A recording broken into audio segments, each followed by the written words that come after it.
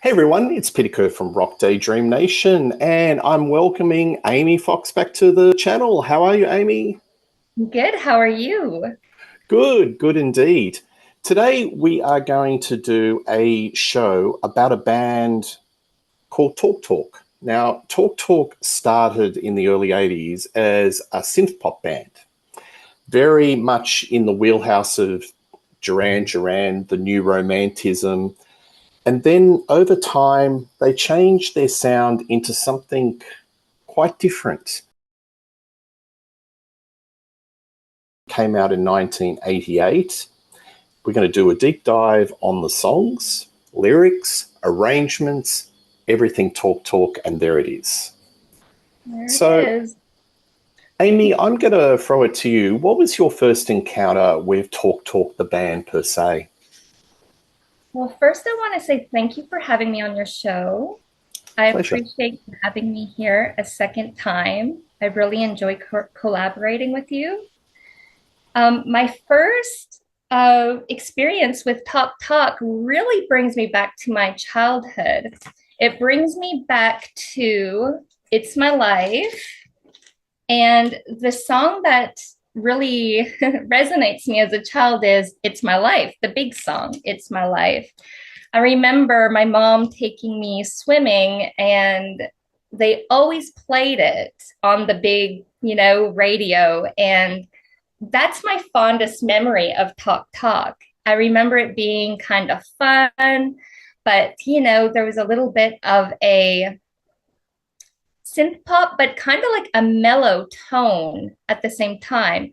Kind of reminds me of a little hint of like Depeche Mode with a little bit of synth pop. I always felt that. I don't know why, but I remember my mom, dancing to this music and grooving, and it was a really big hit in my home. So that was my first experience with Talk Talk. Great. Well, same for me. That song is the one that I think I heard in the day. It was a little bit of a hit in Australia. When I first heard it, I thought, wow, Brian Ferry's got a new song because it's kind of Brian Ferry Roxy music. You can imagine it's got a little bit of a lineage from that Roxy Music Avalon album, very slick. And then, I heard the No Doubt version, which was a huge hit, probably bigger, um, to be fair, than the Talk Talk version. But in respect to this catalogue, I'm really a late discoverer of this whole band and the full catalogue of their albums. Of course, I'm a huge Radiohead fan. And somebody said, look, if you like Radiohead, check out Talk Talk, the later albums, because they're very similar. And boy, oh boy. So I basically started with Eden, went backwards, went forwards, and it's just a very varied catalogue, but you can see that there's an evolution because they definitely changed their sound into something completely different. So this album sort of created what they say a genre of music called post-rock. And post-rock, by definition, is unconventional song structures. It's very atmospheric. It's very textured. It's basically just let it loose. So maybe a song might last 10 minutes and it's just taking its time. And the sort of bands that fall within this genre, Amy, are bands like Tortoise, the Icelandic band Sigur Rós, Mono, and Slint. But there's a whole range of artists that are in this genre. So when this album came out, it didn't do so well. And I think critically it was a bit mixed, but over time it's been regarded as one of the greatest albums of the 80s. And it's been held in very high regard. But just to give you an indication, Rolling Stone, which I, in their album review, gave it 1 star. But magazines in England, like Mojo, Uncut, have given it 10 out of 10. So both sides of the spectrum here. So tell us about your experience with this album, and let's get stuck into the tracks. So I'm really captivated by Mark Hollett. He's such a genius, in my opinion. When you watch him talk in his interviews, he gives this direct eye contact, but when he starts talking about the music and the production of his music, you really see he gets in thought. He kind of looks to the right and he gets really deep and he can see the photo, like the picture of it all playing out. So Mark Hollis always said he wanted to create music that was timeless. He believed in music to be timeless, and that really was his reach in this album. So he describes this album as when he was in his studio place, he had two microphones that was in the front. That was to create the studio sound. And then he had his musicians kind of placed where they, just scattered around. And he said it would create this really deep sound, this low sound. So he would be up at the mic and his musicians would be further back, and it created a really interesting natural sound.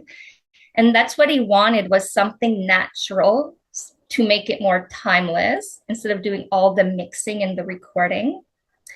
So this record is very interesting because he talks about when you're in your career, you're reaching the end to be more independent, not so much formula. That's the way he described it.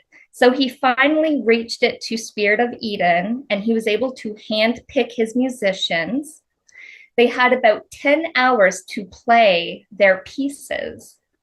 And he didn't want any mixing in this album because he believes when you're playing in flow, you hit this peak that can't be redone. So these musicians were playing each for about 10 hours. And then Mark Hollis picked the pieces that he wanted out of these musicians and put them together. So that was very interesting to me, just how much of a perfectionist he was. That's why I'm so inspired by him as a musician. And he really knows how to create a deep mystery. And that's what I feel in this record. Absolutely. So when you first heard this album, what was your first impression of it? Were you sort of taken aback how sonically it was different to maybe the other albums or what you heard before? Or were you kind of versed that it was leading to this album when you first heard it for the first time? I was beautifully surprised by how mystical and, just how mysterious it felt. It's interesting because when you listen to the first track, there is this absolute silence. And it's interesting because sometimes silence is almost like a sound. Like you kind of hear that silence, especially with the mic. And then, the first track kind of rolls into this almost aquatic sound. You have the trumpet, you have like some distorted guitar, you have all these really neat instruments. And it kind of gives me an experience of Miles Davis Bitches Brew with that trumpet. I'm not sure if you kind of feel that in this album. Absolutely. So Absolutely. I thought that was kind of interesting. We're talking about the Rainbow, folks. So this is the first track on the album. It's very, to me, when I was listening to this, it felt like I was in the Everglades, in the deep south, how it sort of meanders, and there's a little bit of that trumpet line, and it sounds sort of like a harmonica, but I'm not sure the actual instruments at each precise time, but this is just my sonic first impressions, and it sounded like a bit of harmonica, but it reminded me of the deep south. Yes, you hear birds. It's almost it gives me also an experience of Division Bell from Pink Floyd, that distortion, and you got the birds. It almost sounds aquatic. And I feel like Division Bell really got inspired by this record. I personally feel that. So, if you want to talk a little bit about the lyrics, it's very interesting because Mark Hollis always said the lyrics always came second.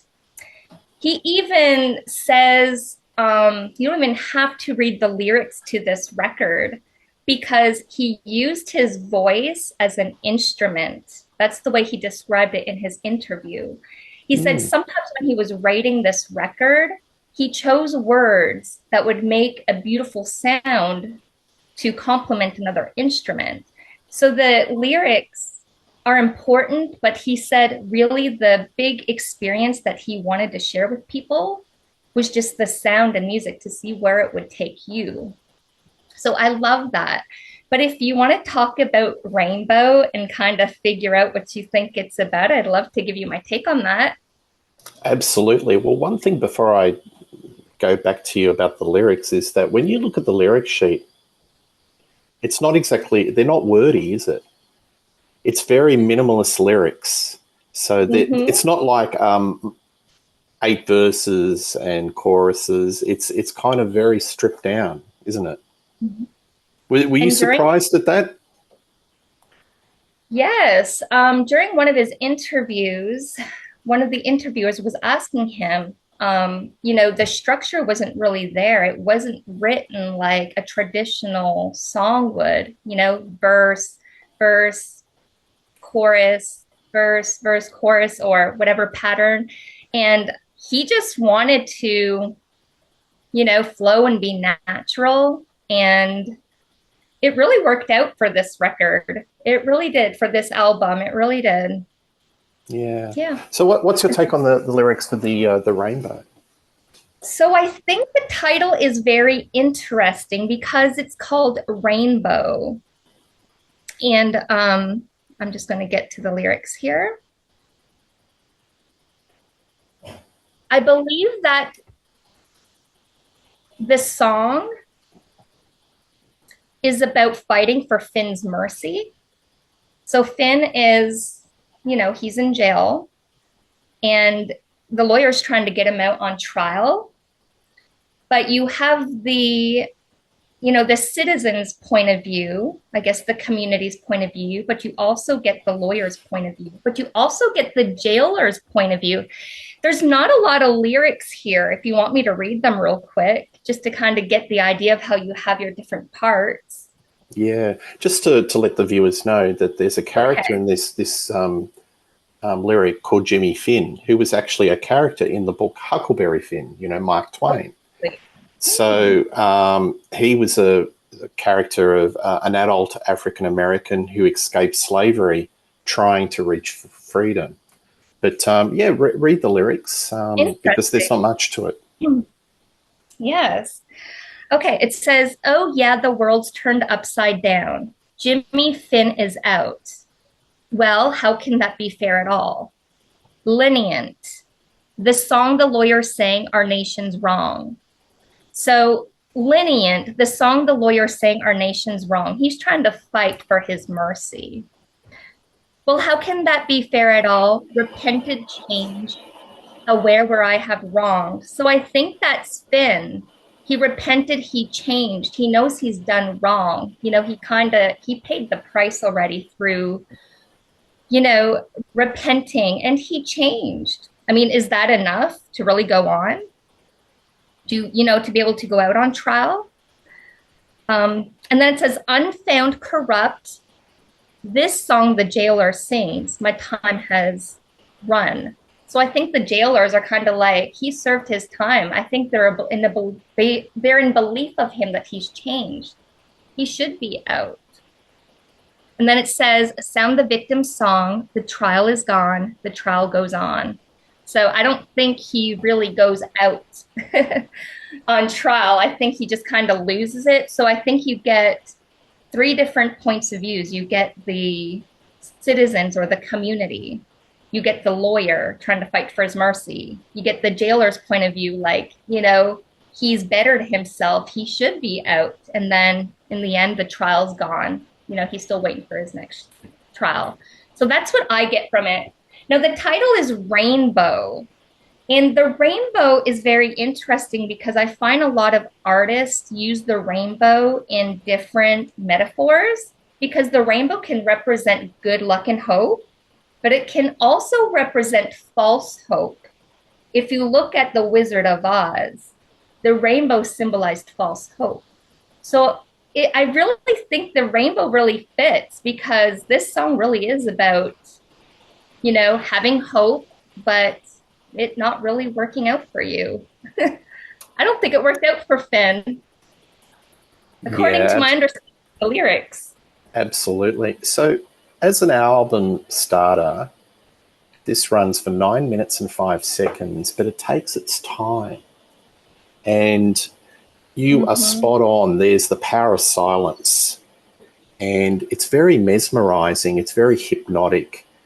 And there's a fragile beauty in this song, especially in Mark Hollis's voice. But as you go along this journey and he's singing the lyrics, there are moments where these big guitar strums and it gets very harmonic and there's all these little crescendos. So there's a lot of push and pull in this song and it's all about dynamics. And Mm-hmm. I've got to tell the viewers about the making of this because this, depending what side of the ledger you sit, this could have been a bit of an ordeal. They were in a studio where it was blacked out completely and they had oil projectors in the control room. There was strobe lighting and there were all these mixing desks. So 12 hours a day, the musicians were in the dark. And I can imagine there was a lot of pot being smoked. It was Oh, very, wow. very claustrophobic. And this is a segue with what you were saying, Amy, about the take process of Mark Hollis and the musicians. Mm-hmm. So, yeah, very unusual sort of circumstances to record it. But what's come out is it's magical. And That's incredible. 12 hours a day. So, and Mm-hmm. reading some of the testimony of the people that worked on the project, a few of them went a bit gaga, as you would imagine. Mm-hmm. I bet. Yes. Eden's an interesting concept, isn't it? Because you think of the Garden of Eden to biblical times, that place of, you know, um, bears fruit, temptation, good and evil. And I think this is an interesting title for the album. And even when you look at the album cover, and this is and I will put this up as an insert, Mark Hollis and Talk Talk use a lot of these sort of photos that have nature where there's a tree bearing fruit and it's got different sort of, whether it's insects or whether it's birds. Yeah, there's always a nature metaphor, isn't there, in a lot of his albums, even sonically. Yes, like this one right here, you have some seashells on there, and I'll show you up close just what it looks like. Then you have Yeah, that bird. What do you call that bird? I think it's a puffin. Look, our viewers may correct us, but that's something that's, yeah, You found say in a Iceland. puffer? Puffin, yeah, A yeah. puffin, that's what it's called. Okay. Puffin, I think. Oh, look, I don't know. That's just what it looks like. All right, Yes. so we'll go to the song Eden. What do you think of this song? So you have those really interesting sounds at the beginning again, just like on the first track, that real aquatic sound that they're producing. And I do believe that the song is about salvation and sacrifice. I love how they mentioned the wreath of reason and a child of fragrance. I think that's beautiful. Um, I would have to agree with you. Yes, that it's about salvation and sacrifice. I Yeah, feel like it might hit a little bit, touch base on Christ a little bit. I think that's where a wreath of reason comes. I think that's in the verse 2. It says, a glided wreath of reason, the flower crushed conceives. a child of fragrance, so much clearer in legacy. That makes me think of Christ, which is beautiful. There's a lot of religious metaphors in this album as well. Mhm. So, yeah, sonically, it's so atmospheric and beautifully arranged. But there's moments in it where you hear this crash of guitar chords, and then it goes into this tight snare beat, drum beat, and it's quite a metronomic. And that reminds me of some of the work of Radiohead, Kid A. And I'm thinking, those later Radiohead albums when they were really becoming avant-garde. So I love this, and that really tunes into my wheelhouse. Now, another rumor. Rumor was on this song that Mark had the orchestra playing for 3 hours. And the only moment he used on tape in this song was a violin playing the wrong note. Oh, really? Yeah. I'm sort of Yeah. thinking as I read more about this guy, I think he's an eccentric genius, but his decision making is very kind of left field, but it works. He Um, says your peak comes when you're flowing, when you're playing. Sometimes something magical just happens and you can't repeat that. And yeah. he loved those, magical moments. So that doesn't surprise me at all. In a blackened studio with lava lamps and a lot of gunja going around. I don't know. I'll admit, I wish I was there. I'd like to experience that. Absolutely. But yeah, look, this has all the elements, it's unconventional song structure, it's very textured, and it's it's very, it's got the delicate voice, very delicate, fragile. I think Mark Hollis's voice all the way through is very, it's just from the soul. He's bearing his soul, but he's just so fragile. And there's another element which I'll bring in that you'll understand where perhaps the soul searching and the fragility comes from, and it relates to a personal issue or a family issue, but I'll just hold it for now because it'll come out in one of the later songs. So we're on track 3, Desire, and this is the last track on side 1. What do you think of this song?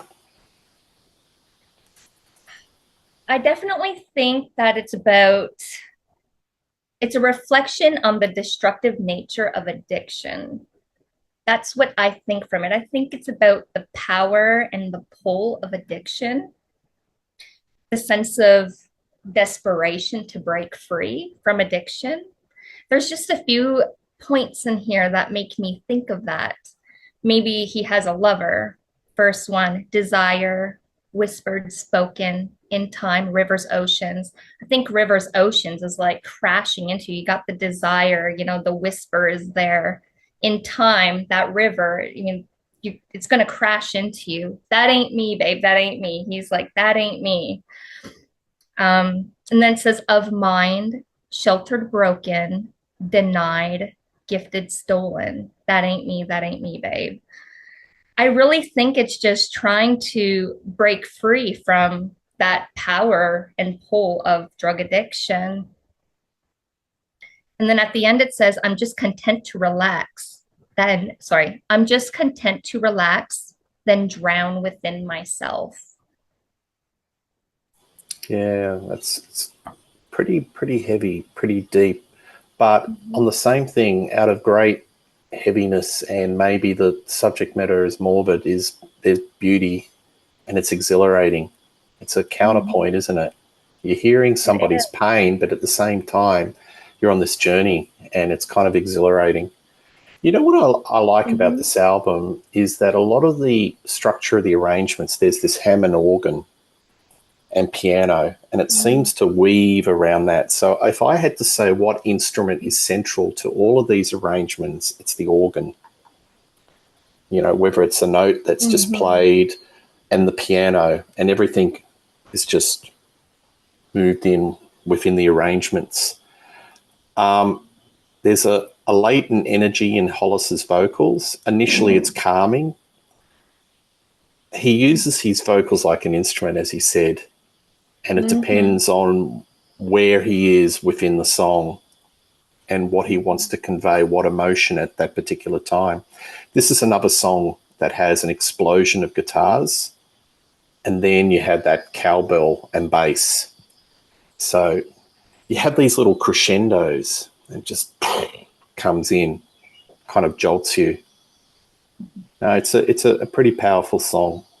So 3 songs in, 22 minutes, side 1, and then we flip over the album. So this came out this would be in the CD age, I would imagine. I don't think it would have had a vinyl. I'm not sure if there would have been a first pressing of vinyl of this, Amy.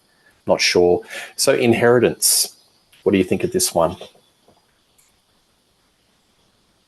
I think it's beautiful. I really think that it's about finding God's grace. I'm thinking that it might tie in with desire somehow, because the beginning of this song just really makes me think of the battle of the world. If I pull up the lyrics, I think he says nature's son or something like that. Let's see. Because it's repeated. Yes, it says nature's son. Don't you know where life has gone? Buying progress in the clouds, how we learn to linger on. Head in sand, expecting the doer or the dower, I'm not sure how to pronounce that, to redress with open arms, ascension in, incentive end. So I think really that's just the battle of, when it says nature's son, I think that we're talking about like just everyday life, because at the end it talks about being clothed in, like, dressed in golds.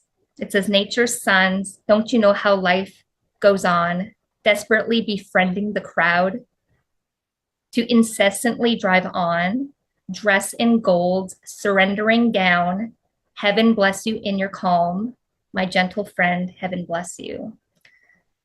And I think that's where he kind of finds God's grace. He's kind of living in this world and he's kind of stuck in the clouds. And then he finds God's grace by finally being dressed in gold. God, heaven bless you. That's what I feel from it. Yeah, absolutely. That's what you take of the lyrics. And it is open to interpretations, but I get a similar feel. I think this is like a hymn, especially when he chants, heaven bless you in your calm. I really think this song celebrates the possibilities of music as a soundtrack, because it just hit me just then that this album is very much like a soundtrack. It's not a conventional rock pop album, chorus, verses, guitar solo. It's like a soundtrack, and I think maybe the whole genre of post-rock is like soundtrack. It's just And atmosphere. I think before he made this record, I think he had a pause. Didn't he have a break in between albums with this record? Because he They only did talks about, they only did 5 albums, Amy. So I think there were quite a few pauses. Not prolific. he describes as he got further into his career, when he stopped doing tours, he described making an album as like a reset. When he was on tour doing shows or concerts, that's where you make your money. But, it's really hard to create another album because you're constantly rehearsing the same music. He says when you take this long break, it allows your mind to reset and to think thoroughly of what you want to do and what you want to do for your next album. Because he said he never wants to repeat an album that was already made. He always wanted another album to sound different. And he talks about that space really helped create this album to make it sound different.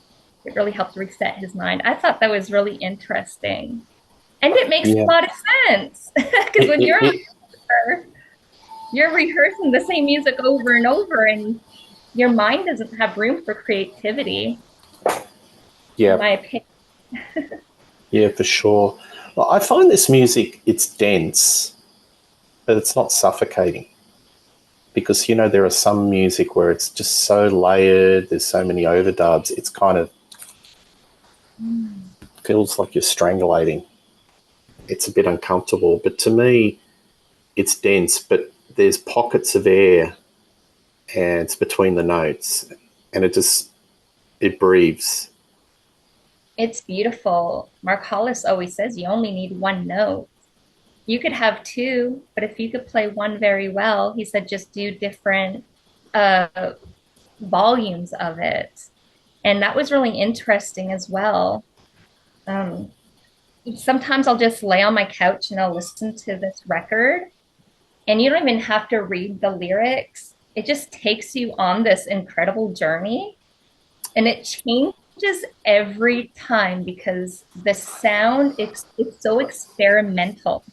It could take you on the ocean. It could take you, on these incredible destinations. But I have a grand imagination. My mind just Well, this is perfectly in your expands. wheelhouse, isn't it, for the imagination? Because you could basically have a movie in your head of how this, like that first track with the rainbow. As I said, I felt it was like the Everglades, just like the deep south. I believe in you. So this is a very emotional song, and probably, in my opinion, the emotional center of this album. What do you think about this song? I definitely think it's about drug addiction. I think it's about I think it's about a man that has been living on the street, and he's been around a crowd of heroin addicts. And I think that he's afraid that he may fall into the trap. He's seen people die on heroin, have died, from drug overdose. And I think that when he says in the chorus, Spirit, I believe in you. How long? I believe in you. Spirit, I believe in you. I think he's talking, like his spirit's talking to him, but he's talking to his spirit, like, Spirit, I believe in you. I'm not going to fall into that addiction. How long? How long will it take before I fall into that addiction? That's what I think. And then, Spirit, I believe in you. I think he's just constantly trying to grasp onto himself to not fall into that crowd of addiction because it's probably tempting, but it's also not. But I also love this one verse right here where he says, I love this line right here. I love it so much. It says, tell me how I fear it. I buy prejudice for my health. Is it worth so much when you taste it? Enough. There ain't enough hidden hurt. A time to sell yourself, a time for passing. I buy prejudice for my health. I love that line because he truly believes just by witnessing, all the drug abuse that literally is going to save his life. He believes witnessing that is enough to save his life. My prejudice is my health. Is that what he says? I buy prejudice for my health. So he's Yeah, looking at it and he doesn't want to go there, if that makes any sense. it does, So I and I'll just, explain the background to the story, and that will validate your interpretation. It's about his brother Ed Hollis. Ed became addicted to heroin, and Mark, a lot of these songs were his plea for Ed to give up heroin. So you had somebody that was in the throes of drug addiction.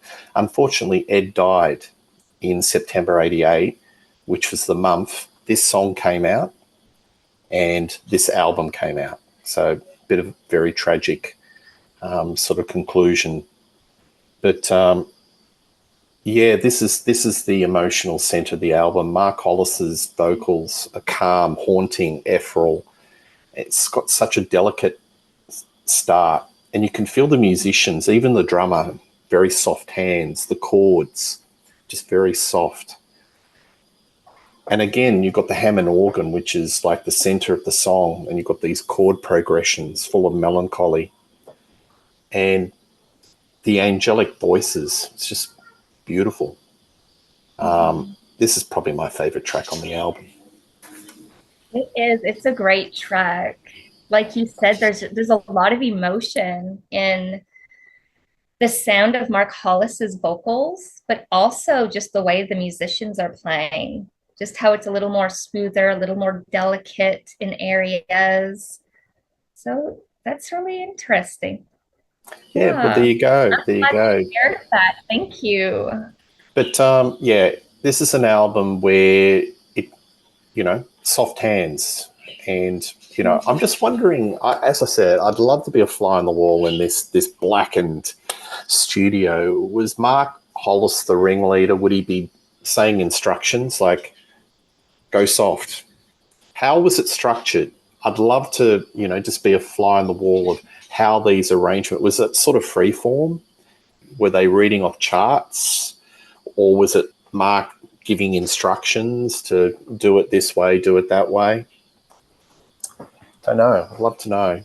But Mark anyway, Hollis always says that Mark Hollis always said that even if the musician was given music notes, that even though it's supposed to be played a certain way, he always says the musician always kind of puts his own style, like his own signature to it. And that's what makes it his own. You know, he wants musicians to be their own because it brings more power to the music. It makes it more meaningful, you know, rather than yeah. I watched so many. I adore Mark Hollis. Like when I look into his eyes, he's such an angel. Like he gives you his full attention. And when he really goes into detail of his perfectionism in his music, he always looks up to the right. And it's really interesting. I'm just going to add this because it is interesting. The creative side of your brain is on the right. And it's interesting how when you start talking about your creative side, people always look to the right and they look up. And I see that in Mark Hollis. I'm like, perfect example. He's just so, oh, He's an I appreciate enigma, it so though. much. He's an enigma. Not many people know about him because there's a lot of people where their personal life, their history. But I think not a lot of people know about him. I think even his passing, it was sort of like, to me, it was like an article in the paper.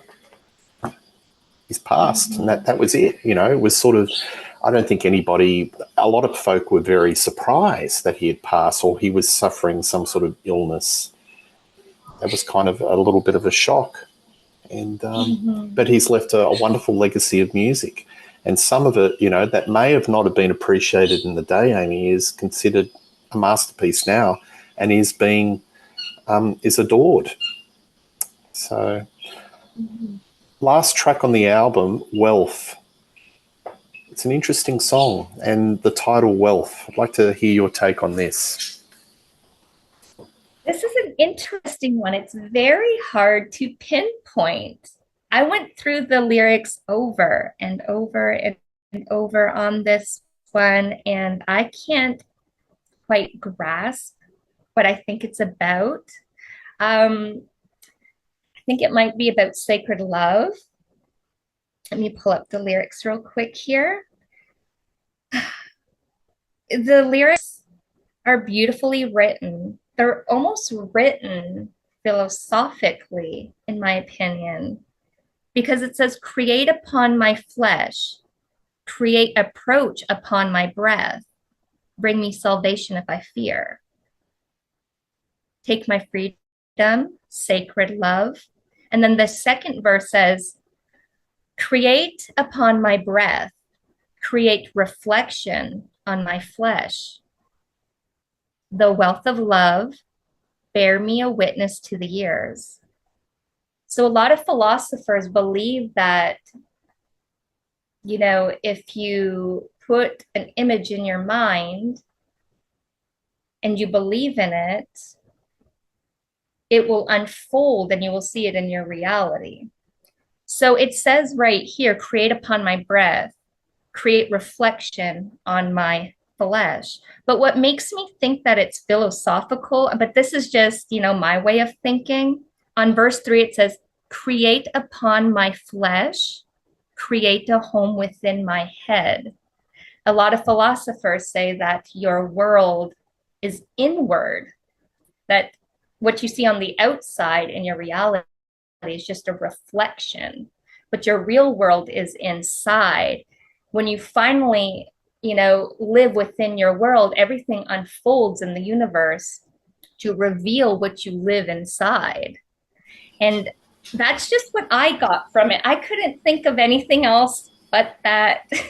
Hmm. But what did you get from it? I'm Well, curious. I think that the protagonist in this song wants to be bound and shackled by love, and remaining free is not as good as it sounds. So he wants to be bound and not have the freedom by being in love. So he's putting the analogy of being shackled by love, where it says, take my freedom, or for giving me a sacred love. So I think it's got an interesting title of wealth, because, you know, some people's wealth is not necessarily freedom, is it? Is wealth freedom? Not necessarily. And that's maybe a take on that. Sonically, I think this is another one where the Hammond organ is in the center and the arrangements, the instruments are all around it, and it's the soul of the song. So I think it's a wonderful closer. And there we It have it. is. 6 songs and we're done. It's It's the end. really And peaceful. It's really peaceful, this song as well. It's a great closer. And it's only 6 songs, but when you listen to it, you get so invested that the next thing you know, you're flipping the record. Then the next thing you know, the album finished because you get so invested in the music. You're like, it's done already. You want more, you know? That's the magic of this record. You really want. absolutely, absolutely. So, folks, you've heard Amy and I talk through the 6 songs, and it's just a wonderful album. In my opinion, it's the masterpiece. It's the album to go to, especially for fans of post rock, alternative rock, or folks that love Radiohead. That because that was kind of a gateway. I'm talking about Kid A onwards, but there are many other great tracks from Talk Talk. And Amy, just very quickly, maybe throw 3 songs, signature songs, that if you want to hear some of Mark Hollis's other genius works, folks should hear these songs. Well, if you appreciate Spirit of Eden, I would highly recommend Laughing Stock because it was almost produced the same way, just really free form. And one of my favorite tracks on Laughing Stock is The Flood. What I love about this song is the organ. The organ just shines all the way through. It's absolutely beautiful. The lyrics are beautiful. You can read the lyrics and be like, what is this about? But what I got from the lyrics is that it's about war. It's about rejecting the truth, weeding yourself after after you go to war, you're rejecting the truth, and then you're kind of weeding yourself. You're pulling everything out. You want to get rid of it. And then at the end, it says, shake my head, lest we forget. So I tried to read other people's interpretation of this song because I'm everywhere where I was reading, not many people were touching on war. And I'm like, this kind of feels like a war song. But it's interesting where your mind is because I really think the mind is so interesting. It's such a special little place, you know, where we go inside to think. And each person that has a different interpretation of a song that's so personal. It's just so beautiful. I love how we're all individually different, and depending on where you are in your journey of life, things might touch you differently. You might see things through a different lens.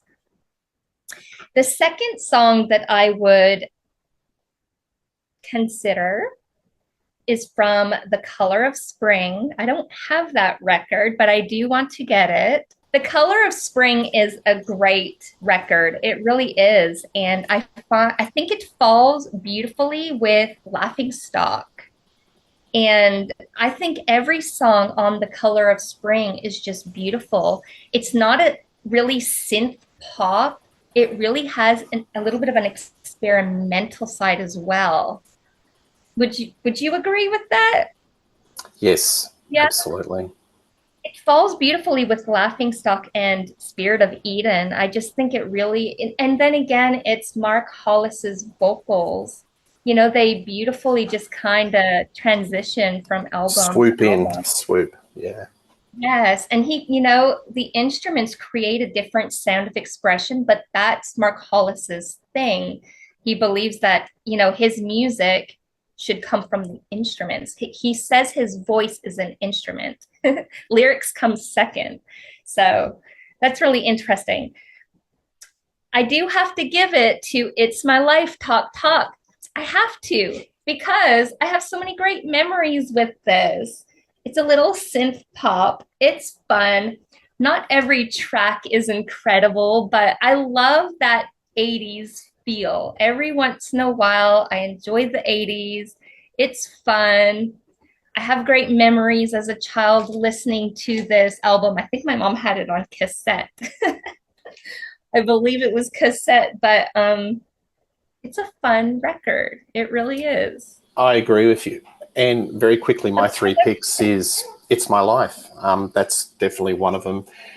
I find a little bit of melancholy in it. It's not all sunny and aspirational and optimistic. There is a little bit of a double-edged sword, and Mark Hollis's lyrics always have that little bit of edge. And I find a little bit of it melancholy, but gee whiz, I think Brian Ferry, if he heard that, he'd go, "Oh, why didn't I think of that?" Because it's just it's kind of got that Roxy music vibe, and probably the sort of stuff that Brian Ferry should have been doing in the 80s. Anyway, that's a sidetrack. Second one is Life's What You Make It. That was the other big hit. Sorry, I'm going for a lot of the radio hits here. I love that heavy piano line and that hooky guitar.